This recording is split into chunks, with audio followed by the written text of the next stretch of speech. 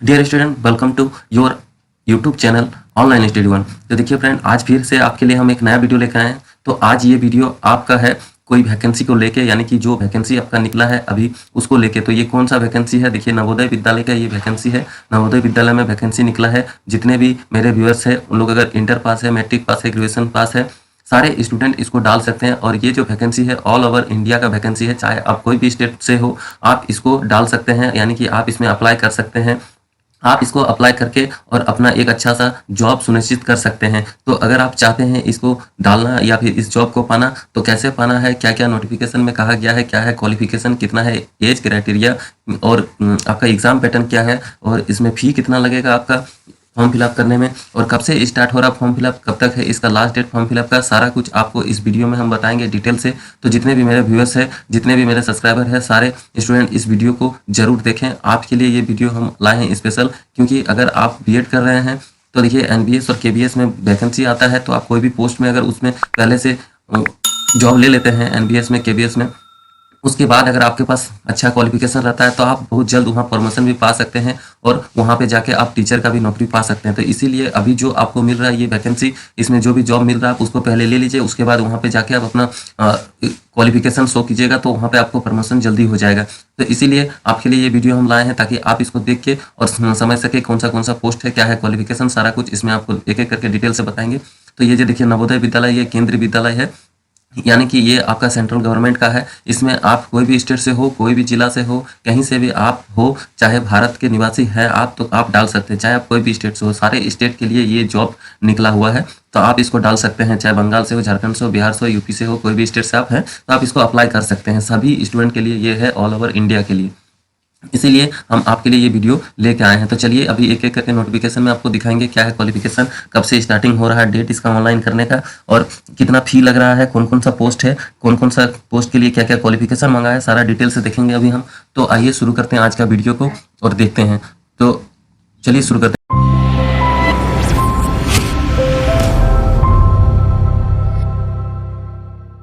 हैं वीडियो को। तो देखिए यहाँ पे अभी हम आ गए हैं नवोदय विद्यालय का ऑफिशियल, यहाँ पे जो नोटिस जारी किया उस नोटिस पे आ गए हैं। यहाँ पे जो उसका वैकेंसी जारी किया है नोटिफिकेशन, उस पे अभी हम आ गए हैं। तो यहाँ पे आप देख पा रहे हैं, यहाँ पे लिखा हुआ नवोदय विद्यालय समिति, ये नवोदय विद्यालय समिति के द्वारा जारी किया गया। और इसमें देखिए यहाँ पे आपका डिस्ट्रिक्ट गौतम बुद्ध नगर, ये है आपका उत्तर प्रदेश लिखा हुआ नोएडा में। तो ये आपका उत्तर प्रदेश नोएडा का एड्रेस यहाँ पे इसलिए लिखा गया क्योंकि इसका जो हेडक्वार्टर है वो आपका नोएडा में है, उत्तर प्रदेश में, इसीलिए। और ये देखिए रिक्वायरमेंट जो है आपका 21-22 का, यानी कि 2022 में ये रिक्वायरमेंट निकला है। तो अभी एक एक करके पूरा डिटेल्स हम देखेंगे, तो आप पूरा वीडियो का अंत तक देखिए, तभी आपको समझ में आएगा क्या क्या नोटिफिकेशन में कहा गया है, क्या है क्वालिफिकेशन, क्या है आपका एज क्राइटेरिया, सारा कुछ इसमें डिटेल्स अभी आपको हम बताएंगे। तो आइए सबसे पहले देख लेते हैं ये जो है आपका पोस्ट का नाम क्या क्या है। तो देखिए पोस्ट का नाम यहाँ पे सबसे पहले आपको दिखाया गया है। ये देखिए असिस्टेंट कमिश्नर ADMM में है, असिस्टेंट सेक्शन ऑफिसर है, ऑडिट असिस्टेंट है, और जूनियर ट्रांसलेट ऑफिसर है, जूनियर इंजीनियर है। उसके बाद आपका स्टेनोग्राफर का पोस्ट है, कंप्यूटर ऑपरेटर का पोस्ट है, जूनियर सेक्रेटरी का पोस्ट है, मल्टीटास्किंग स्टाफ का पोस्ट है, फीमेल स्टाफ नर्स का पोस्ट है, कैटरिंग अटेंडेंस का है, जूनियर सेक्रेटरी का है। उसके बाद इलेक्ट्रिक कम प्लम्बर का भी पोस्ट है। उसके बाद लैब अटेंडेंस का पोस्ट है, और उसके बाद मेस हेल्पर का पोस्ट है। तो इतना सारा पोस्ट अभी आपका इसमें निकाला गया है वैकेंसी के तौर पे। तो यहाँ पे देखिए इतना सारा पोस्ट है। उसके बाद देखिए डिटेल से आगे देख लेंगे क्या क्या है, कितना पोस्ट है, कौन सा पोस्ट के लिए कितना सीट है, सारा देखेंगे अभी हम एक एक करके। तो पूरा वीडियो को आप जरूर देखें। और देखिए फ्रेंड, अगर आप मेरे चैनल पर फर्स्ट टाइम आए हैं तो चैनल को सब्सक्राइब कर लीजिए इस प्रकार का लेटेस्ट अपडेट पाने के लिए।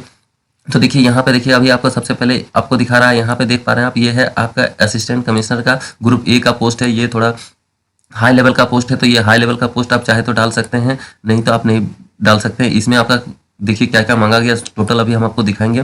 तो असिस्टेंट कमिश्नर के लिए देखिए कितना, जनरल के लिए 3 पोस्ट है, और आपका ओबीसी के लिए 1 पोस्ट है। तो सबसे पहले आपको बता दें कि इसमें जो है आपका पोस्ट, टोटल पोस्ट अभी आपका निकला हुआ है, इसमें 1925 टोटल पोस्ट निकला हुआ है। आपका मैट्रिक से लेके ग्रेजुएशन तक का स्टूडेंट इसमें अप्लाई कर सकते हैं। तो 1925 पोस्ट टोटल इसमें निकला हुआ है। तो सारा पोस्ट को एक एक करके अभी हम देखेंगे। तो देखिए अभी चलते हैं आगे, इसमें और क्या क्या कहा गया है, तो चलिए आगे देखते हैं चल के। तो देखिए यहाँ फिर पोस्ट है आपका असिस्टेंट कमिश्नर ADMN, ये है ग्रुप A का पोस्ट। इसमें भी देखिए 2 पोस्ट है, जनरल के लिए टोटल 2 ही पोस्ट है इसमें। उसके बाद और आगे चलते हैं, देखिए यहाँ पे आपका फीमेल स्टाफ नर्स के लिए है, तो इसमें सिर्फ फीमेल वाले ही डाल सकते हैं। सारा क्वालिफिकेशन भी अभी हम देखेंगे किस पोस्ट के लिए क्या है क्वालिफिकेशन। अभी देख लेते हैं सिर्फ पोस्ट किसमें कितना सीट है, उसके बाद इसका क्वालिफिकेशन भी देखेंगे, एज क्राइटेरिया देखेंगे और फी भी कितना लगेगा वो भी दिखाएंगे आपको, और कब से आप अप्लाई कर सकते हैं, कब तक इसका लास्ट डेट है वो भी दिखाएंगे आपको, और ये भी बताएंगे आपको क्या आप सिर्फ एक ही पोस्ट के लिए अप्लाई कर सकते हैं या फिर आप अलग अलग सारे पोस्ट के लिए एलिजिबल है तो सारे पोस्ट में अप्लाई कर सकते हैं कि नहीं, वो भी बताएंगे। तो चलिए धीरे धीरे वीडियो को आपको दिखा रहे हैं, आप देखते जाइए। देखिए यहाँ पे फीमेल स्टाफ नर्स के लिए कितना सीट है, जनरल के लिए आपका 35 सीट है, और आपका यहाँ पे ईबीएस के लिए 7 पोस्ट है, ओबीसी के लिए आपका 22 पोस्ट है, और एससी के लिए आपका 12 पोस्ट है, एसटी के लिए आपका 6 पोस्ट है, टोटल आपका 82 पोस्ट यहाँ पे है। तो और यहाँ पे देखिए हैंडीकैप के लिए भी अलग अलग है यहाँ पे पोस्ट, वो भी आप देख सकते हैं, और चाहे तो आप इसका पीडीएफ जो डाउनलोड करके भी आप पढ़ सकते हैं आराम से, उसके बाद आप देख के आराम से डाल सकते हैं। तो उसका इसका पीडीएफ भी आपको हम प्रोवाइड करा देंगे, डिस्क्रिप्शन बॉक्स में लिंक दे देंगे, आप वहाँ से जाके डाउनलोड कर लीजिएगा, देख लीजिएगा, टेलीग्राम ग्रुप को ज्वाइन करके वहां से आप इसका पीडीएफ पा सकते हैं। तो देखिए उसके बाद यहाँ पे क्या आता है, आपका assistant section officer group C का पोस्ट है ये, इसमें देखिए 6 पोस्ट है आपका, जनरल के लिए, ईबीएस के लिए 1, ओबीसी के लिए 1, एससी के लिए 1, एसटी के लिए 1, टोटल इसमें 10 पोस्ट है। उसके बाद देखिए आपका नीचे और चलते हैं और कौन कौन सा पोस्ट है सारा आपको दिखा देते हैं पहले पोस्ट सब। उसके बाद देखिए ऑडिट ऑफिसर के लिए कितना पोस्ट है, इसमें आपका 3, और ईबीएस के लिए 1, और ओबीसी के लिए 1, और एससी के लिए 5, और एसटी के लिए 1, टोटल 11 पोस्ट आपका इसमें। उसके बाद junior translate officer group B का पोस्ट है ये, इसमें देखिए आपका जनरल के लिए 3 पोस्ट है, ईबीएस के लिए 0 है, और ओबीसी के लिए 1 है, एससी और एसटी के लिए भी 0 है, टोटल आपका 4 पोस्ट है। उसके बाद देखिए यहाँ पे जूनियर इंजीनियर के लिए आपका जनरल के लिए सिर्फ 1 पोस्ट है, टोटल इसमें 1 पोस्ट ही है। और उसके बाद आपका देखिए नीचे चलते हैं और नीचे चल के आपको दिखाते हैं क्या क्या पोस्ट है। अभी देखिए स्टेनोग्राफर को आप यहाँ देख लीजिए, स्टेनोग्राफर के लिए आपका कितना पोस्ट है, जनरल के 10 पोस्ट है, और ईबीएस के लिए 3 पोस्ट है, और आपका ओबीसी के लिए 6 पोस्ट है, एससी और एसटी के लिए यहाँ पे एससी के लिए 3, एसटी के लिए 0, टोटल 22 पोस्ट है। तो देखिए इस प्रकार से आप देख लिए ये पोस्ट है। उसके बाद और नीचे देखिए पोस्ट है अभी आपका ये कंप्यूटर ऑपरेटर का पोस्ट है, यहाँ पे देखिए टोटल पोस्ट आपका 4 है, और यहाँ पे देखिए कैटरिंग असिस्टेंट के लिए यहाँ पे टोटल आपका जो है 87 पोस्ट है। उसके बाद और नीचे आइए, देखिए यहाँ पे जूनियर सेक्रेटरी असिस्टेंट के लिए आपका देखिए यहाँ पे टोटल 8 पोस्ट है। उसके बाद है आपका junior secretary assistant group C के लिए यहाँ पे देखिए आपका टोटल 622 पोस्ट है। तो देखिए टोटल 622 पोस्ट है इसमें। तो ये देख लिया आप जूनियर सेक्रेटरी असिस्टेंट के लिए सबसे ज्यादा पोस्ट, यहाँ 622 पोस्ट दिख रहा है आपको। उसके बाद आपका इलेक्ट्रिक कम प्लम्बर के लिए ग्रुप सी के लिए आपका पोस्ट है कितना कितना देख लीजिए, टोटल आपका 273 पोस्ट है। उसके बाद और नीचे आते हैं, देखिए यहाँ पे आपका लैब अटेंडेंस के लिए आपका 142 पोस्ट है। उसके बाद यहाँ पे मेस हेल्पर के लिए देखिए यहाँ भी सबसे ज्यादा पोस्ट है, 629 पोस्ट है। उसके बाद देखिए यहाँ पे आपका मल्टीटास्किंग स्टाफ है, इसमें देखिए टोटल आपका 23 पोस्ट है। तो इतने सारे पोस्ट था, इसमें सारा पोस्ट आपको दिखा दिए क्या है कितना पोस्ट है। उसके बाद चलिए नीचे चलते हैं और क्या देखिए डिटेल इसमें दिया हुआ है। आप देखिए यहाँ पे आपका है आपका क्वालिफिकेशन क्या चाहिए कौन सा पोस्ट के लिए वो यहाँ पे दिया हुआ। तो देखिए पोस्ट एलिजिबिलिटी क्राइटेरिया यहाँ पे दिया हुआ। तो फॉर असिस्टेंट कमिश्नर के लिए आपका ये जो ग्रेड 1 पोस्ट है यानी कि पोस्ट कोड 1 है, इसमें देखिए पे स्केल कितना है आपका 78,800 से लेके 2,09,200 रुपया तक आपको पे स्केल मिलेगा इसमें। और इसके लिए देखिए अपर एज लिमिट कितना रखा गया, यहाँ पे आपको 45 वर्ष रखा गया है, 45 ईयर्स रखा गया अपर एज लिमिट, यानी कि आप अगर 40 ईयर तक अगर आपका एज हो रहा तो आप इसमें अप्लाई कर सकते हैं। लेकिन इसमें देख लीजिए इसका क्वालिफिकेशन क्या क्या मांगा गया है। तो देखिए यहाँ पे क्वालिफिकेशन में क्या कहा गया, क्वालिफिकेशन में देखिए यहाँ पे मांगा गया है master degree in humanities science और commerce from a recognised institution university, यानी कि आपका अगर ह्यूमैनिटी और साइंस और कॉमर्स से अगर आपका ग्रेजुएशन है, मास्टर डिग्री है यानी कि एमए है, अगर ग्रेजुएशन नहीं एमए अगर मास्टर डिग्री है तो आप इसमें डाल सकते हैं। लेकिन इसके साथ आपको देखिए और भी कुछ कहा गया है। यहाँ पे देखिए यहाँ पे कहा गया पर्सनल होल्डिंग एनालॉग्स पोस्ट आपका प्रिंसिपल इन द लेवल 12 का पोस्ट है ये कहा गया है। इसके बाद यहाँ पे देखिए विथ लिस्ट आपका इसमें 5 ईयर जो है आपका एक्सपीरियंस मांगा गया। यहाँ पे आपका 5 ईयर अगर एक्सपीरियंस है तो आप इसमें डाल सकते हैं, अन्यथा आप इसमें नहीं डाल सकते हैं। और ये आपका सेमी गवर्नमेंट या फिर गवर्नमेंट से आप पहले से गवर्नमेंट में है या सेमी गवर्नमेंट में जॉब कर रहे हैं, अगर आपके पास 5 साल का एक्सपीरियंस है तो ही आप इसको अप्लाई कर सकते हैं, नहीं तो नहीं कर सकते हैं। उसके बाद देखिए यहाँ पे है फॉर असिस्टेंट कमिश्नर आपका इसमें पोस्ट है आपका देखिए ये जो है आपका इसमें भी आपका रखा गया है अपर एज लिमिट आपका 45 ईयर्स, और इसमें भी आपको देखिए 67,000 से लेके आपका 2,08,000 तक आपका सैलरी मिलेगा। उसके बाद देखिए इसमें क्या मांगा गया, graduation degree from a recognised university से, इसमें ग्रेजुएशन होना चाहिए आपको। लेकिन इसमें भी देखिए 8 ईयर सर्विस लेवल आपका जो यहाँ पे एक्सपीरियंस मांगा गया है 8 ईयर का। और यहाँ पे भी आपको कहा गया है आप अगर सरकारी में कहीं जॉब कर रहे थे या फिर सेमी सरकारी में जॉब कर रहे थे तो आप डाल सकते हैं। उसके बाद देखिए यहाँ पे आता है फीमेल स्टाफ नर्स के लिए। तो फीमेल स्टाफ नर्स के लिए देखिए यहाँ पे आपको 44,900 से लेके आपका 1,42,400 तक आपका वेतन है। इसमें अपर एज लिमिट रखा गया 35 साल। उसके बाद इसमें देखिए क्वालिफिकेशन क्या रखा गया, क्वालिफिकेशन रखा गया पास्ट आपका senior secondary examination class 12 pass कर चुके हैं आप अगर, या फिर आप अगर grade A 3 year diploma certificate in nursing from a recognised institute से अगर आपका नर्सिंग और डिप्लोमा किए हैं तो आप इसको डाल सकते हैं, या फिर अगर आप बीएससी नर्सिंग से किए हैं तो आप इसको डाल सकते हैं। ठीक है, ये सारा पोस्ट इसमें आपको कहा गया ये स्टूडेंट आप डाल सकते हैं, अगर आपके पास ये क्वालिफिकेशन है तो आप इसमें डाल सकते हैं। उसके बाद देखिए इसमें वर्किंग नॉलेज में भी Hindi, regional language and English, Hindi और इंग्लिश आपको आना चाहिए। उसके बाद देखिए यहाँ पे कहा गया आपको असिस्टेंट सिलेक्शन ऑफिसर के लिए देखिए यहाँ पे आपका एज रखा गया 18 से लेकर 30 साल, मिनिमम एज है आपका 18 और मैक्सिमम 30 साल है। और इसमें देखिए 35,400 से लेके आपका 1,12,400 रुपया आपको मिलेगा इसमें पेमेंट। और यहाँ पे देखिए क्या इसके लिए क्वालिफिकेशन रखा गया, तो यहाँ पे degree from a recognised university, यानी कि आपको कोई भी यूनिवर्सिटी से अगर आप डिग्री किए हैं, यानी कि अगर आप इसमें ग्रेजुएशन किए हैं तो आप डाल सकते हैं। उसके बाद नॉलेज ऑफ कंप्यूटर आपके पास होना चाहिए। उसके बाद देखिए यहाँ पे और भी कुछ कहा गया, यहाँ पे देखिए 3 ईयर एक्सपीरियंस भी मांगा गया इसमें, तो अगर आपके पास एक्सपीरियंस है तो आप डाल सकते हैं। उसके बाद ऑडिट ऑफिसर के लिए देख लीजिए क्वालिफिकेशन क्या है, इसमें बीकॉम, यहाँ पे बीकॉम सिर्फ मांगा गया, अगर बीकॉम आप किए हैं तो आप डाल सकते हैं। इसमें देखिए 3 ईयर एक्सपीरियंस इसमें भी मांगा गया है। और देखिए जूनियर ट्रांसलेटर के लिए भी यहाँ पे देख लीजिए क्या है पोस्ट, क्या है इसमें एजुकेशन क्वालिफिकेशन, तो मास्टर डिग्री मांगा गया है इसमें with English and compulsory of elective subject of medium examination and degree level में आपका इंग्लिश होना चाहिए। और इसमें देखिए बहुत सारा और करके दिया गया है, तो इसमें से आपका जो भी है आप वो डाल सकते हैं। उसके बाद देख लीजिए आगे है आपका जूनियर इंजीनियर के लिए, इसमें क्या कहा गया, तो आपका डिग्री इन सिविल इंजीनियरिंग में होना चाहिए, या फिर 3 year diploma in civil engineering में आपका होना चाहिए। और इसमें जो है 3 ईयर का एक्सपीरियंस इसमें भी मांगा गया है। ठीक है, उसके बाद देखिए आपका आता है स्टेनोग्राफर के लिए। स्टेनोग्राफर के लिए क्या है पे स्केल, तो पे स्केल देखिए इसमें ये दिख रहा है आपका 25,500 से लेकर 81,100 तक है। और इसमें एज लिमिट है आपका 18 से 27 साल तक। और इसमें क्वालिफिकेशन आपका क्या है, सीनियर सेकेंडरी स्कूल सर्टिफिकेट, यानी कि 12 पास किए हैं आप तो इसमें डाल सकते हैं। लेकिन इसमें आपका शॉर्ट हैंड मांगा गया है, और इसमें जो है आपका अगर शॉर्ट हैंड अगर आपका है तो आप डाल सकते हैं।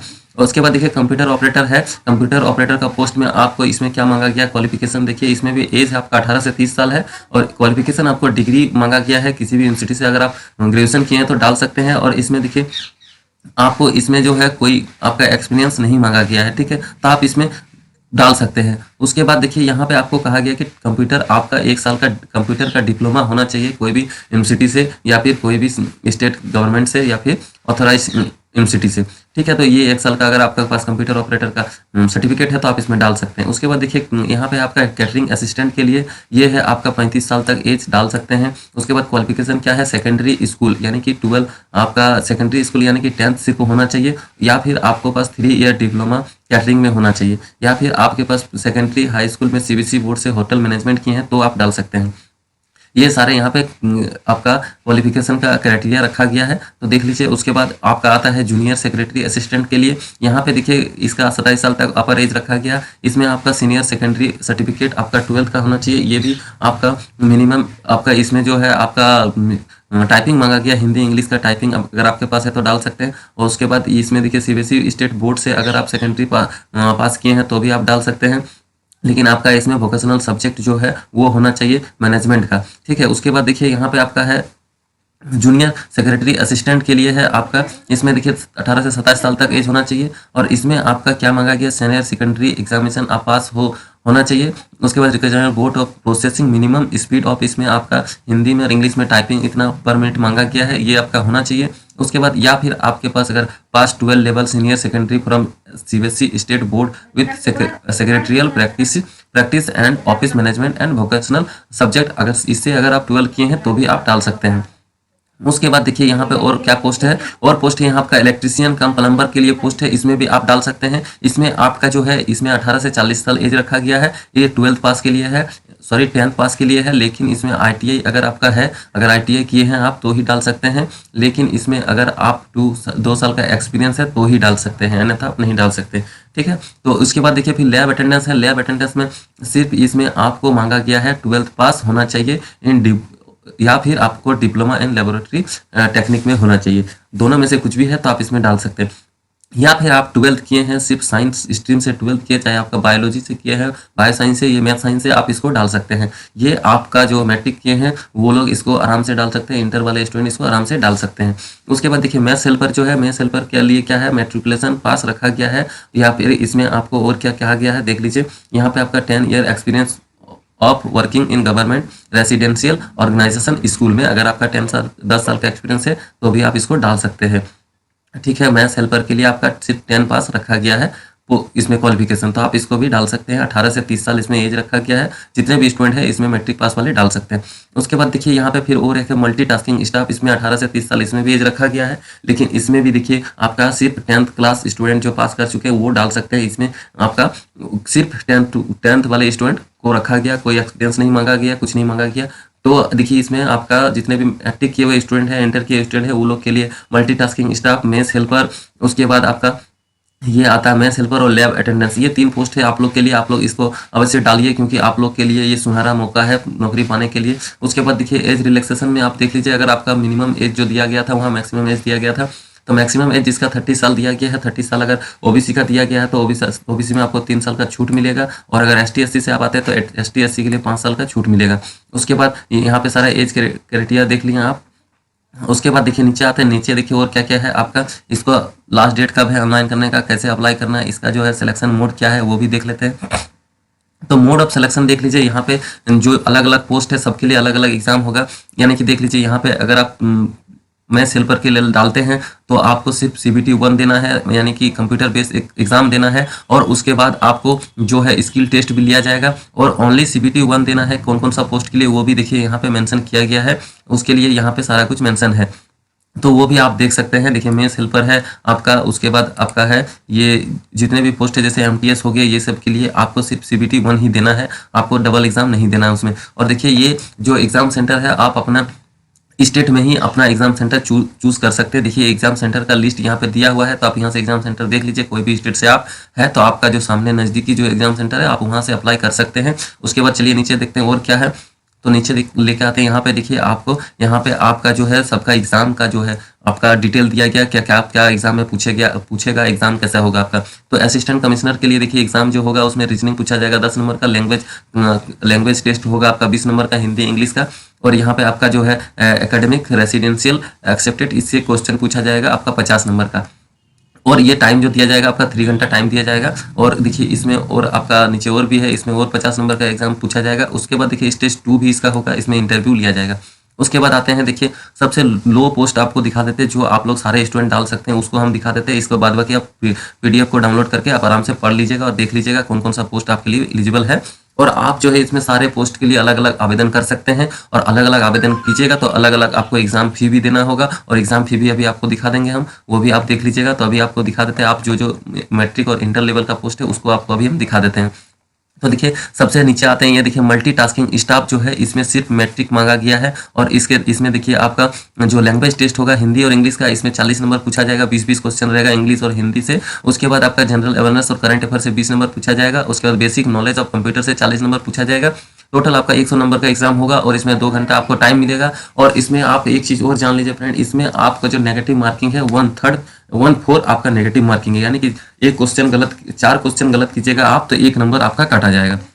ठीक है, तो इसके बाद देखिए और आपको देख लेते हैं ये मेस हेल्पर के लिए सिलेबस क्या है। तो मेस हेल्पर के लिए देखिए रीजनिंग पूछा जाएगा आपका 15 नंबर का, करंट अफेयर पूछा जाएगा 15 नंबर का, और लैंग्वेज टेस्ट रहेगा आपका इंग्लिश और हिंदी का 10-10 करके 20। उसके बाद सब्जेक्ट स्पेसिफिक नॉलेज यानी कि फूड, न्यूट्रिशन, हाइजीनिक, आपका recipe, Indian food and sweets, ये सारे चीज़ से आपका 70 नंबर का क्वेश्चन पूछा जाएगा।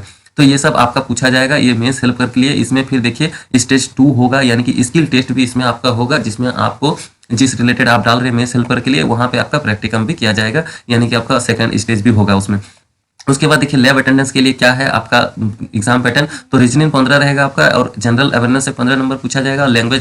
आपका लैंग्वेज से पूछा जाएगा हिंदी इंग्लिश से 30 नंबर 15-15 करके, और उसके बाद सब्जेक्ट स्पेसिफिक नॉलेज यानी कि 60 नंबर पूछा जाएगा आपका लैब अटेंडेंस से, यानी कि लैब के बारे में अगर आपका जानकारी है उससे आपका 60 नंबर पूछा जाएगा। टोटल 120 नंबर का क्वेश्चन रहेगा, और आपको टाइमिंग मिलेगा इसमें 2.5 घंटा का। उसके बाद आपका देख लीजिए और क्या पोस्ट है यहाँ पे, इलेक्ट्रिक प्लम्बर के लिए ये सब आपका नहीं होगा। जितने भी स्टूडेंट है जो कॉमन मैट्रिक और इंटर के उन लोग के लिए ये सब नहीं है। बाद बाकी ये सब पोस्ट पे आप अलग अलग अपना एज क्राइटेरिया रखा गया है, क्वालिफिकेशन अलग अलग रखा गया, तो आप आराम से इसको देख के डाल सकते हैं। देख लीजिएगा, इसका पीडीएफ डाउनलोड करके हम मेन टॉपिक आपको बता देते हैं, पॉइंट आपको बता देते हैं। उसके बाद देखिए मेन आता है यहाँ पे आपका जो पोस्ट प्रिफरेंस में जो आप डालिएगा उसमें किसमें कितना फी लगेगा वो आप देख लीजिए। तो अगर आप असिस्टेंट कमिश्नर ADMN के लिए डालते हैं तो 1500 रुपया आपको एग्जामिनेशन फी देना होगा। उसके बाद आपका जो है assistant section officer, audit assistant, junior translate officer, junior engineer और stenographer, computer operator, catering assistant, junior secretary assistant, उसके बाद जूनियर सेक्रेटरियन असिस्टेंट, उसके बाद है इलेक्ट्रिशियन कम प्लम्बर के लिए अगर आप डालते हैं तो इसमें आपको जो है 1000 रुपया लगेगा एग्जाम फी, यानी कि इसमें एप्लीकेशन फी लग रहा है। और फीमेल स्टाफ नर्स के लिए आपका कितना है 1200 रुपया एग्जाम यानी कि एप्लीकेशन फी लग रहा है। उसके बाद लैब अटेंडेंस, मेस हेल्पर और मल्टीटास्किंग स्टाफ, ये सारे पोस्ट के लिए आपको 750 रुपया एग्जाम फी के तौर पर आपको एप्लीकेशन फी के तौर पर आपको इसको पे करना पड़ेगा। उसके बाद नीचे चलते हैं और क्या है देख लेते हैं इसमें। तो नीचे आइए, देखिए यहाँ पे, देखिए यहाँ पे आपको मेन है इंपॉर्टेंट डेट। तो इंपॉर्टेंट डेट में क्या क्या लिखा गया देख लीजिए। तो इंपॉर्टेंट डेट में देखिए यहाँ पे लिखा गया आपका इंपॉर्टेंट डेट जो है आपका ये है आपका रजिस्ट्रेशन का ओपनिंग डेट। रजिस्ट्रेशन आपका 12/1/2022 से लेकर स्टार्ट होगा। रजिस्ट्रेशन क्लोज कब होगा आपका, ये क्लोज होगा 10/2022 तक क्लोज हो जाएगा। फी डिपॉजिट करने का आपका लास्ट डेट है 12/1/2022, यानी कि यहाँ पे आपका फी डिपॉजिट ओपन होगा आपका 12/1/2001 से शुरू होगा, जब से आपका फॉर्म फिलअप स्टार्ट होगा तब से, और फी क्लोज होगा डेट आपका 10/2/2022, यानी कि जिस दिन को आपका ये रजिस्ट्रेशन करने का डेट खत्म होगा उसी दिन को आपका ये पेमेंट करने का भी डेट खत्म हो जाता है। उसके बाद टेंटेटिव डेट ऑफ सीबीटी का एग्जाम जो होगा उसका टेंटेटिव डेट यानी कि अनुमानित अभी डेट दिया गया है आपका 9/3 से लेके 9/11 तक आपका एग्जाम होने का संभावना रखा गया है। अभी ये घट भी बढ़ भी सकता है, तो आप मानिए यही डेट है, इसको आप इसी में अभी मान के इसको आप रेडी हो जाइए, तैयार हो जाइए और तैयारी शुरू कर दीजिए। अगर आपको जॉब लेना है तो सुनहरा मौका है आपके लिए, इसमें आप अच्छा से प्रिपरेशन करके जॉब को ले लीजिए और अपना एक सरकारी नौकरी में अपना नाम दर्ज कर लीजिए। तो देखिए फ्रेंड, आज ये वीडियो को और लंबा नहीं करेंगे हम, क्योंकि वीडियो बहुत लंबा हो चुका है, आप भी बोरिंग हो जाइएगा। तो आज के लिए ये वीडियो यहीं पे खत्म करते हैं। अगर आपको कुछ समझने में दिक्कत हो रहा है तो आप हमें कमेंट करके पूछ सकते हैं, और अगर वीडियो आपको अच्छा लगा तो चैनल को सब्सक्राइब कर लीजिए इस प्रकार का और भी वीडियो पाने के लिए, और एक लाइक जरूर कर दीजिएगा। तो चलिए आज के लिए इस वीडियो को यहीं खत्म करते हैं। धन्यवाद।